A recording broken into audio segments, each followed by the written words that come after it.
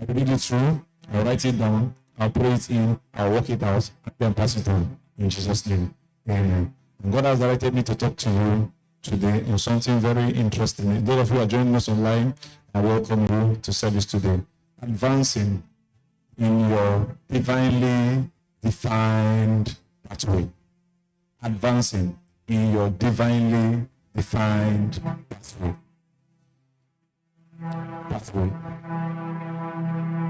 Every person, every group of persons, every nation has a pathway that has been designed for them by God. And actually, what God counts as progress is for you to find out that pathway that He has defined for you divinely and to do what? Advance on it.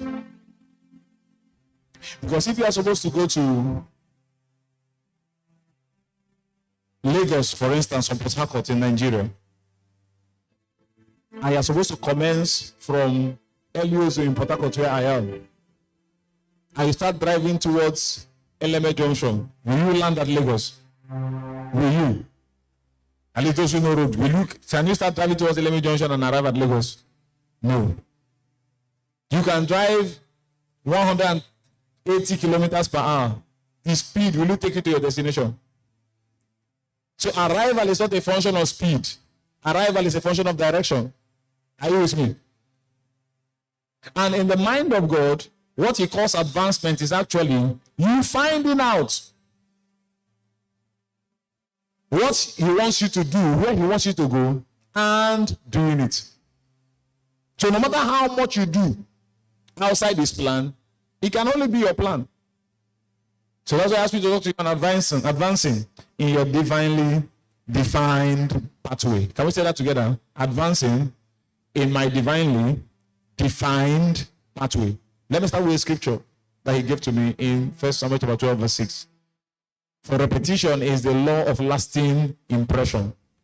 The wise man will say that the bluntest pencil is sharper than the sharpest memory. Yes. The other day I was in the car, me and Engineer Salami and Pastor Zine were discussing, and I say sometimes we make our decisions. Then after making our decisions will go around and make us. We first make decisions, then decisions make us. Everybody is a product to an extent of decisions he has made.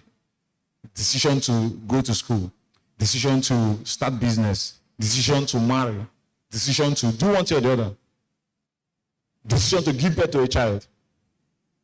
Until you decide to give birth to a child, you can't be a mother. Until you decide to give birth to a child, you can't be a father. So everybody is a product of his decisions. But look at what the scripture says. And Samuel said unto the people, it is the Lord that advanced through Moses and Aaron, and that brought your fathers up out of the land of Egypt. And we're able to agree that God's plan is to advance men, right? In our discussion on Sunday. It's His plan to advance men.